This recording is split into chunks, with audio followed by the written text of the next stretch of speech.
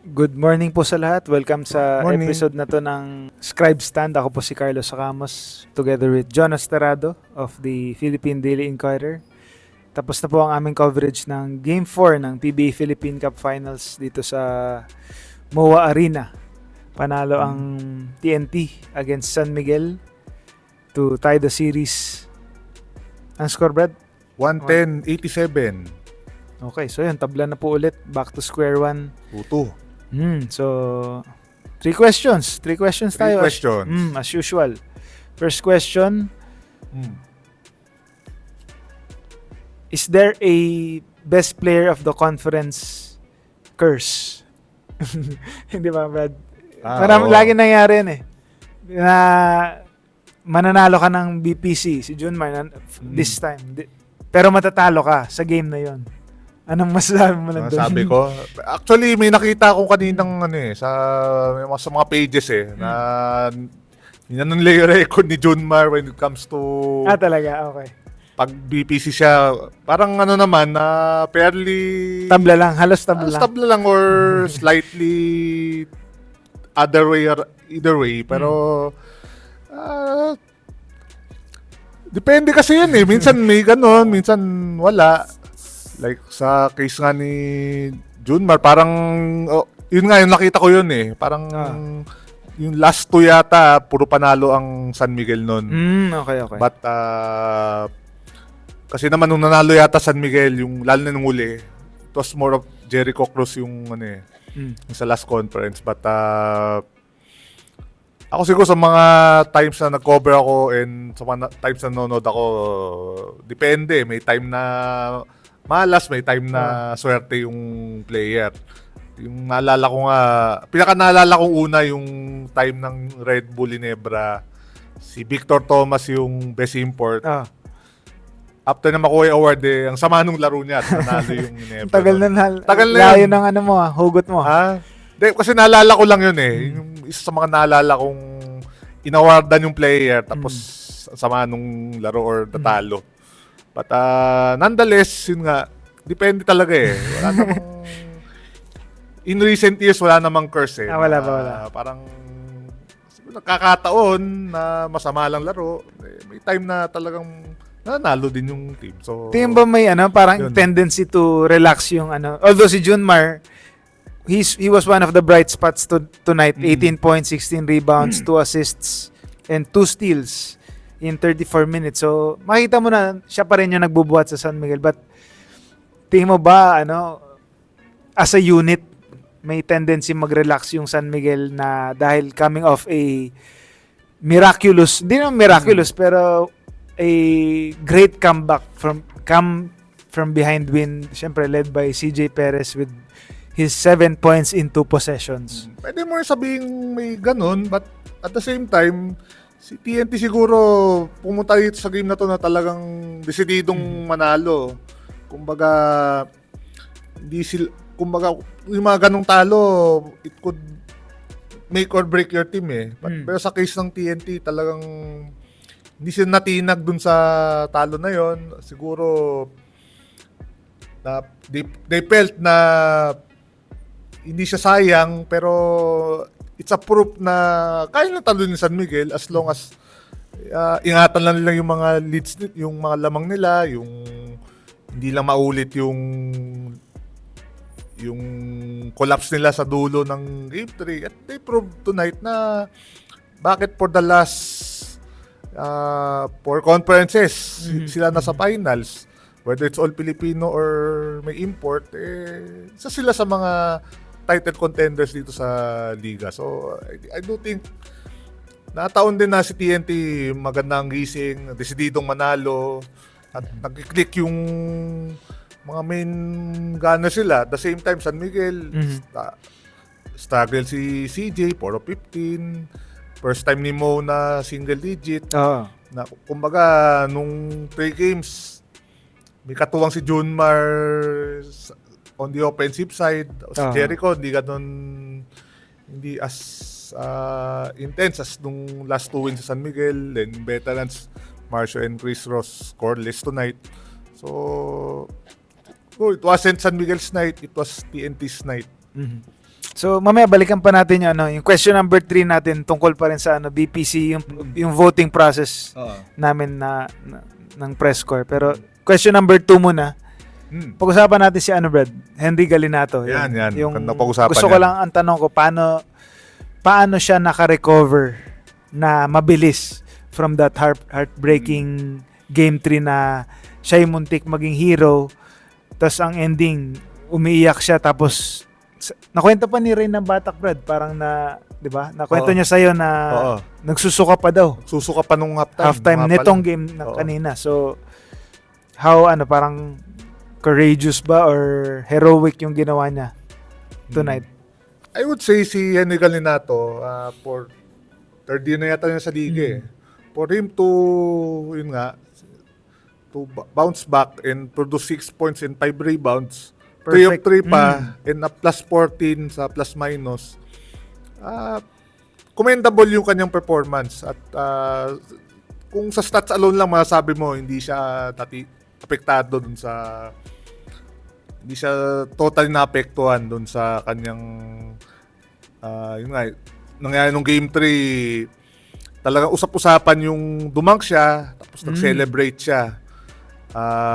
Sinabi naman niya, hindi ako mayabang or parang talagang natuwa lang siya sa nakadunk siya dahil crucial yun Emotion. I would say, kasi ang nangyari doon tingin ko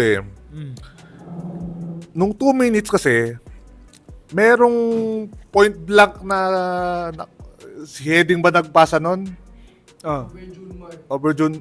Ayun, may pasa sa kanya, nakuha niya. So, down 2 ata sila.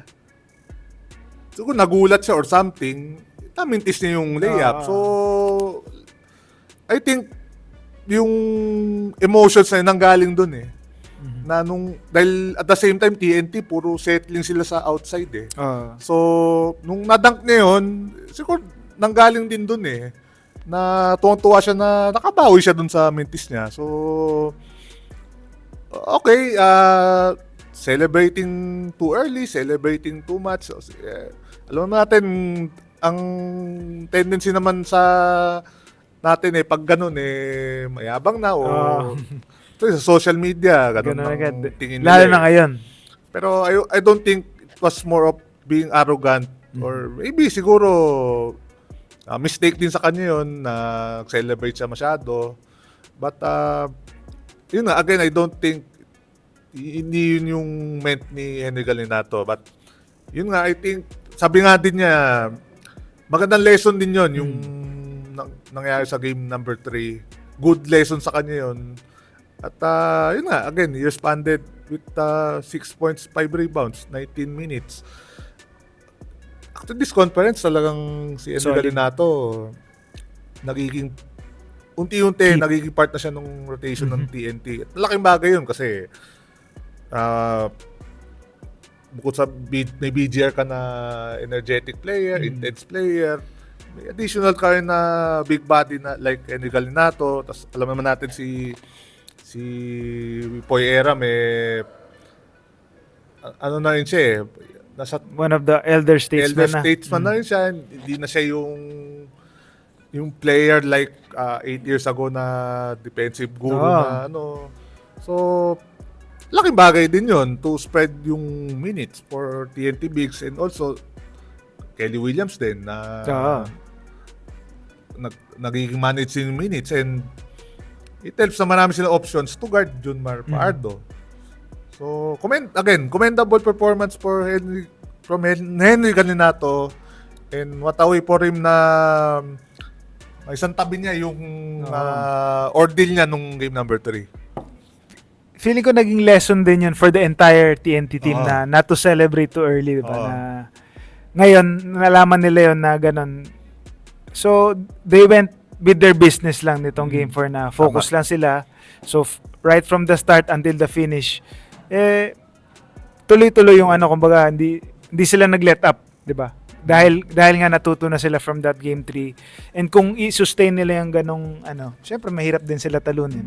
Tsaka sabi nga ni Coach Chot ang sinulat niya sa board, 48 minutes. Kailangan all business sila for 48 minutes, hindi yung 36 minutes lang or in case nung last game 47 minutes and 10 seconds. Kailangan talaga 48 minutes nakapokus sila para makuha yung panalo.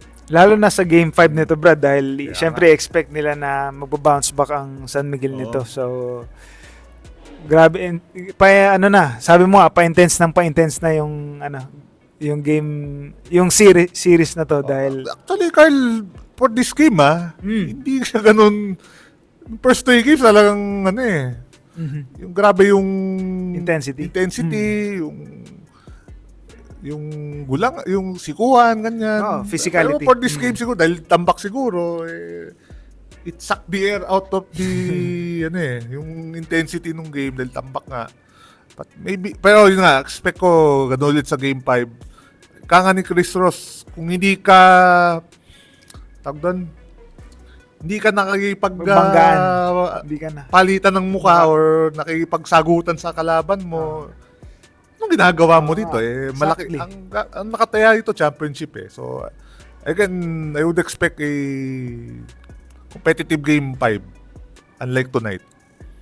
Siyempre, both teams know that dahil sanay na yan sila sa mga championship experience. Anyway, so, yan, question 3. 3. Like what you said, balikan natin yung BPC. So, at tanong natin, how did we, end up with that, voting process na number 1 si Junmar, 2 si Juan Gomez, tapos 3 si Calvin. And eventually, yun yung naging, naging nanalo na Resulta. talaga. Naging resulta. Ito na naman tayo. Siyempre, kailangan i-explain natin sa mga explain. basher. Tapos, wala tayong magagawa sa mga comments ng fans ko nung iisipin nila. Ganun talaga, it comes with the territory. Sa tayo, pagdating sa ganito, tingnan natin sinong deserving. Yun ang deserving. And deserving si Junmar kasi sa 5 candidates, siya lang yung nag-semis. Of course, nag-finals. Ano nangyari kila Calvin, hindi siya nag-playoffs, tapos sila GDL, kinapos sa quarterfinals. We all know what happened dun sa sa Ginebra. So, wala nang choice but si Junmar, and he has proven time and again na consistent siya na kahit yun nga, sinasabi natin sa usapan natin kanina sa kabilang channel, baka may voter fatigue na kay Junmar, but siyempre, hindi man tayo pwede mag-subjective na ayoko na kay Junmar kasi siya na naman. Pero kung objectively speaking, kung tingnan naman natin deserve, talagang he's proven his worth, bakit tayo, hindi? Bakit tayo magiging petty na ayaw natin kay Junmar? Kung ayaw natin kay Junmar, kailangan may rason. May rason at may player na more than willing to challenge yung dominant si Junmar when it comes to individual awards. Si 1GDL could have made it difficult for us kung nag-semis ang Converge. Yun ang lagi nating nag-uusapan Pero yun nga, kinapos yung Converge at few stops away sana. They could have faced San Miguel sa semifinals. Pero yun nga, Junmar Pardo pa rin ng nanalo sa BPC. So, ganun lang naman ang usapan natin sa sa atin sa press corps, whether you believe it or not. We look at yung performance ng players, yung team success, doon lang naman, and we debate on it, at kung sino man yung at the end of the day, kung sino kung sa botohan, mas marami ang tingin sa ganito, mas konti si kanyan, ganun naman, as long as the process is maayos. And syempre, number 3, kung focus tayo sa team performance ng top 1 and top 2 na voting, sa number 3 ba, kay Calvin, medyo pwede ka na magbigay ng leeway? Yun nga, ako nung nag-deliberate nga tayo, ako nga yung naglabi na Calvin kasi di nag-playoffs ang Titan at of course, siya yung isa sa mga 5 candidates. Pero si Calvin, throughout nung eliminations, pinakita niya na bumalik yung The Beast na kilala natin. We all know nung Magnolia, may mga times talaga siya na parang nawala siya. Northport, nung pagka-trade sa kanya, talagang lalong bumaba yung, I believe, lalong bumaba yung confidence niya. At nung nasa itong Titan, talagang binigay niya yung talagang parang nilet loose siya. So yung pre-season pa lang, yung mga games nung pre-season, ganun na ganun laro ni Abueva. Dinala na rito sa eliminations. Di nga lang na playoffs yung Titan, but we think na deserve naman si Calvin Abueva to na third place siya. I don't think kung sa Botuan, bibigyan natin number 1. Siyempre, performance pa rin ng team, but yung pagiging number 3 niya is parang recognizing yung kanyang individual performance. Reward na rin sa kanya na recognize natin na maganda pinakita niya despite yung win-loss record ng Titan. Okay, so sa mga fans, sana satisfied kayo sa kung paano kami bumoto. Kung hindi, wala, try na. Ganun talaga Basta objective kami. Oh. Kumbaga, baka nungkatin na naman yung mga time nila, no? Nino? Mga noon-noon pa. Dumedede pa lang kami noon eh. So, we can speak about doon on ano man yung time na hindi pa kami nagko-cover. Pero ay, ikaw ha. Pero yun nga, we can speak about yung proseso namin ngayon. At yun lang ma-assure namin sa inyo. Agreement kayo na nanalo si ganito sa amin o hindi, ina-assure namin maayos yung ano namin. Okay, bago pa kung ano pa deserve si Junmar talaga. Siyempre. Overwhelmingly deserve. So, yun. Baka ano pa masabi namin, tapusin natin to. So magkita na tayo cancel tayo dito. Hindi naman. So, yun, tapos na tayo dito sa Mo Arena. Game 5 sa Inares Center Antipolo. Ay, layo ng biyahe ito, no? Oo nga. So, yun, malaman natin sino ang makakuha ng lead and one win away from the championship ng ating All-Filipino Conference. So, for John Estrado, ako po si Carlos Ramos. Thank you sa pagpanood ng Scribe Stand. Ingat po tayo lahat.